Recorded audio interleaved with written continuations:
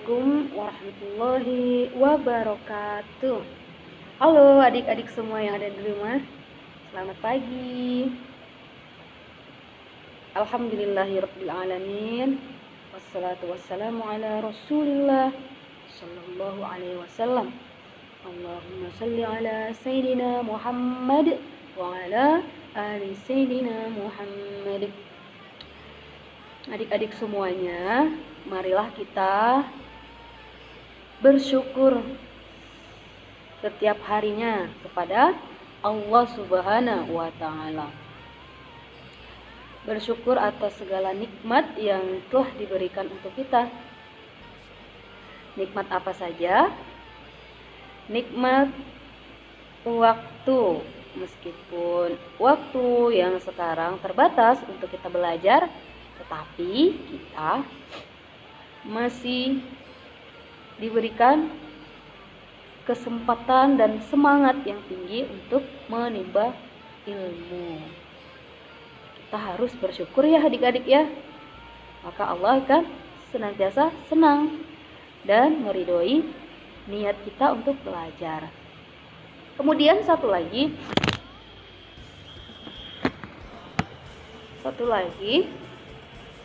kita tidak lupa untuk berselawat kepada Rasulullah Nabi Muhammad Sallallahu Alaihi Wasallam. Bahwasanya siapa yang paling banyak mewariskan atau mengajarkan ilmu agama untuk kita adalah Nabi, para Nabi. Yang paling utamanya adalah Rasulullah Sallallahu Alaihi Wasallam. Semoga limpahan rahmat tercurahkan kepada Nabi Muhammad Sallallahu Alaihi Wasallam serta para sahabat dan keluarga. Amin. Hari ini kita akan lanjutkan pelajaran tematik halaman 83, subtema 4, tugasku dalam kehidupan sosial, yaitu buku tema 2C, pembelajaran pertama. Adik-adik semua yang ibu cintai dan sayangi, kita adalah manusia, itu adalah makhluk sosial. Manusia, baik orang kecil, anak kecil maupun dewasa, saling membutuhkan orang lain. Ketika dalam kesulitan, kita perlu bantuan orang lain. Coba perhatikan gambar yang ada di bukunya, halaman 83. Oke. Di halaman sekolah, ada banyak sekali anak-anak sedang bermain di lapangan. Mereka bermain dengan rukun adik-adik, dengan rukun dan kompak. Ada yang bermain sepak bola, bermain tali, kelereng, dan membaca buku bersama. Kenapa hal itu bisa terjadi? Karena mereka saling menghormati, saling menghargai, saling membantu, saling menolong, dan saling menyayangi.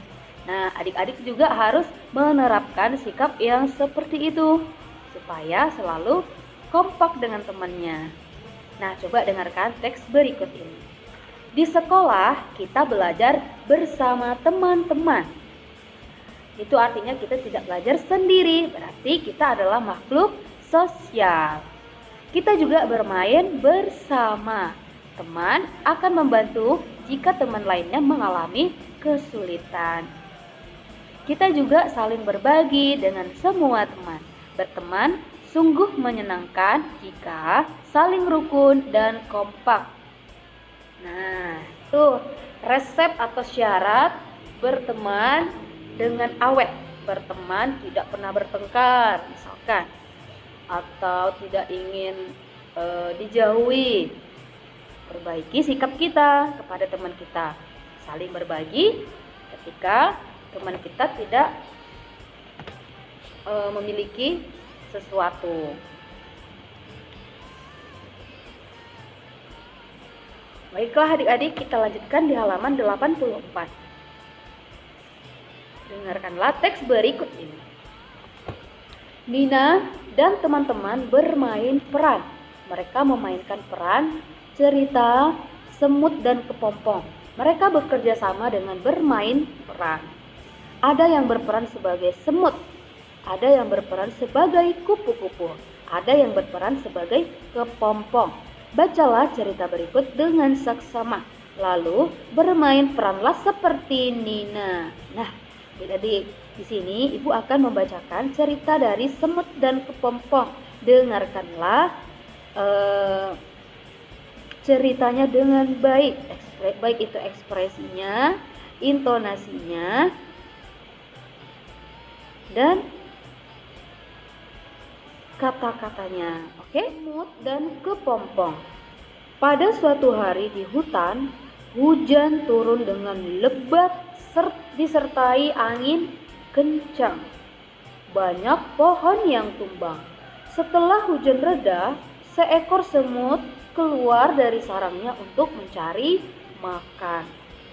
Semut melihat kepompong di dahan yang patah, seperti gambar yang ada di sebelah kanan. Terus percakapannya mari kita sama-sama dengarkan. Yuk. Semut. Hahaha, sungguh kasihan kamu kepompong, terkurung dan tidak bisa kemana-mana, kedinginan dan tidak punya tempat berlindung, kata si semut. Kemudian kepompong pun bersedih mendengar perkataan semut. Semut pun pergi meninggalkan kepompong. Beberapa hari kemudian, semut berjalan melewati jalan yang becek. Tiba-tiba saja semut terpeleset dan masuk ke dalam lumpur. Semakin lama tubuh semut semakin tenggelam ke dalam lumpur. Tolong, tolong, tolong aku. Aku terjebak di dalam lumpur. Tolong, tolong, kata si semut. Kemudian, hai semut, sepertinya kamu sedang kesulitan ya, kata kupu-kupu. Seperti yang ada pada gambar di bawah. Iya betul, maukah kamu menolongku? Aku hampir tenggelam. Baiklah, ayo raih tanganku. Kupu-kupu mengangkat tubuh semut dan menurunkannya di atas bebatuan. Terima kasih telah menolongku, padahal kamu tidak mengenalku, kata si semut. Kemudian kupu-kupu menjawab, kamu lupa padaku ya? Aku adalah kepompong yang waktu itu kamu ejek. Sekarang aku sudah menjadi kupu-kupu. Kemudian semut merasa malu sekali. Kupu-kupu tetap menolong semut meskipun ia diejek.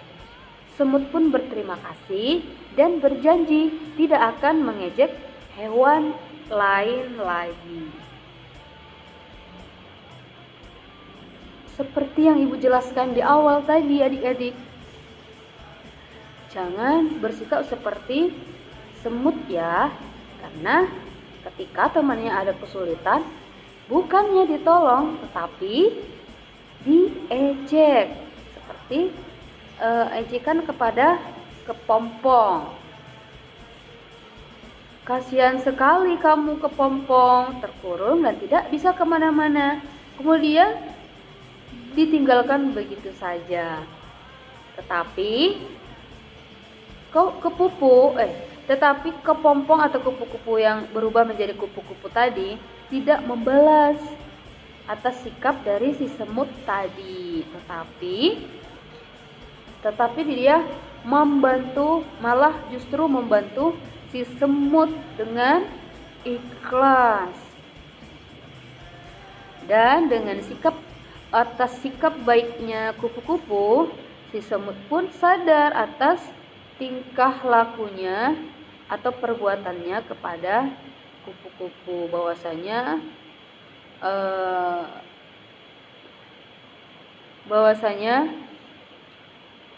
menjadikan pelajaran untuk dirinya supaya tidak terulang kembali. Nah, adik-adik, apa sih akibat ketika kita tidak suka menolong orang lain? Contohnya, apa yang akan terjadi ketika kita tidak mau membantu orang lain? Maka orang lain pun tidak akan mau membantu kita. Akan sangat sedikit orang-orang yang akan mau membantu kita. Itu pun kita tidak tahu ikhlas atau tidak. Kemudian akibat apa akibat dari sikap sombong? Sombong dalam perkataan. Teman kita tidak akan suka dengan kita, tidak suka bermain, tidak suka bermain bersama, dan tidak suka belajar bersama. Justru akan menjauhi kita. Kemudian ketika kita menjadi seorang yang serakah, akibatnya apa? Kita juga akan dijauhi oleh teman kita, dan kita tidak akan mendapat teman dan tidak mau berbagi dengan kita. Jadi adik-adik, tunjukkanlah sikap kita sebagai makhluk sosial yang baik, yaitu saling menolong, saling menyayangi satu sama lain. Sekarang kita lanjutkan di halaman 86. Mata pelajaran matematika. Dengarkanlah bukan teks percakapan. Dengarkanlah teks bacaan berikut ini ataupun keterangan. Dina bermain peran bersama Deli dan Tony. Mereka akan mementaskan drama. Mereka membuat perlengkapan untuk pementasan drama. Mereka membeli bahan-bahan berikut. Bahan-bahannya ada 4 jenis, disertakan dengan daftar harga. Ada kertas, ada lem, ada krayon, kemudian ada selotip. Ada gambarnya, ada nama barangnya, kemudian harga barangnya. Berapakah taksiran harga seluruh barang? Berapakah taksiran harga seluruh barang? Taksiran harga seluruh barang dihitung dengan penjumlahan. Kamu dapat menghitung dengan cara bersusun ke bawah. Pertama-tama, ketika kalian sudah membeli bahan-bahan yang kalian cari atau yang kalian beli, buatlah nama barangnya. Buatlah kotak seperti yang ada pada buku kalian di halaman 86. Ada nomor, ada nama barang dan harga barang. Nomornya sebelah kiri, yaitu 1. Apa yang dibeli? Karton Manila. Nama barangnya adalah karton Manila. Kemudian harga barang karton Manila itu berapa? Rp2.000. Kemudian nomor 2, barangnya ada lem. Harga barangnya Rp1.000. Setelah kalian menuliskan nama barang sesuai dengan jenisnya, kemudian kalian jumlahkan semuanya. Semua harga barang yang ada pada daftar yang kalian susun. Ketika sudah kalian jumlahkan, kemudian taksiran harga barang yang dibeli kelompok Dina adalah Rp7.500. Penulisan dari Rp7.500 adalah Rp. Ada tulisan Rp di depan angka, menunjukkan rupiah. Kemudian jumlah dari harga barang 7.500. 7.500 maksudnya. Kemudian koma 00. Terdapat koma di belakang harganya menunjukkan sebuah rupiah. 7.500 rupiah. Nah, seperti itu ya adik-adik, gampang sekali kan membuat daftar nama barang, harga barang. Buat kotaknya dulu, ada berapa barangnya yang kalian beli, kemudian tuliskan harga dari per masing-masing produk yang kalian beli. Setiap hari kita selalu membutuhkan sesuatu jenis barang, baik itu kebutuhan dapur, baik itu kebutuhan kamar mandi, ataupun yang lain. Setiap harinya pasti kita membutuhkan barang. Nah, bagaimana cara menaksirkan harga barang yang kalian akan beli nanti? Penaksiran itu artinya memperkirakan semua jumlah barang yang akan kalian beli. Biasanya ketika dijumlahkan itu tidak akan jauh dari hasil operasi matematikanya. Hasil operasinya bagaimana? Seperti yang ada di buku, sudah ditotalkan. Itu adalah hasil aktualnya. Kalau misalkan penaksiran itu dibulatkan bilangannya, sehingga dapat dihitung dengan mudah, seperti 2000, 1000, 3000.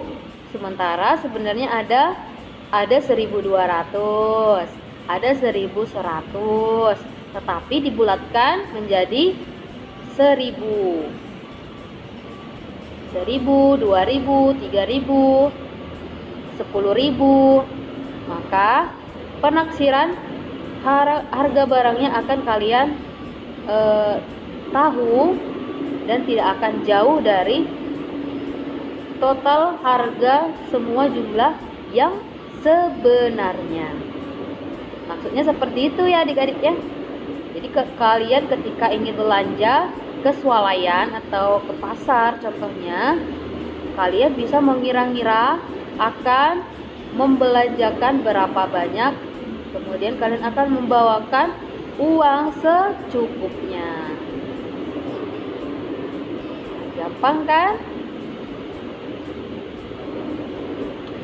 Oke, sekian saja materi kita pada hari ini. Tetap semangat belajar di rumah. Hari ini tidak ada tugas ya, tetapi tetap bukunya dibaca selalu di rumah, diulang-ulang. Besok kita akan lanjutkan kembali pelajarannya, buku Bu Pena pembelajaran kedua. Silakan dibaca bukunya pembelajaran kedua atau ketiga. Besok kita bahas bersama atau kita kaji bersama. Bagi yang belum mengumpulkan tugas, silahkan disetorkan tugasnya ya. Disetorkan tugasnya, diingat kembali. Setiap harinya harus dicatat apakah ada tugas. Jadi bisa disetorkan sekali seminggu supaya tidak lupa. Oke, sekian dan terima kasih Bu ucapkan. Sampai jumpa besok. Assalamualaikum warahmatullahi wabarakatuh. Dadah.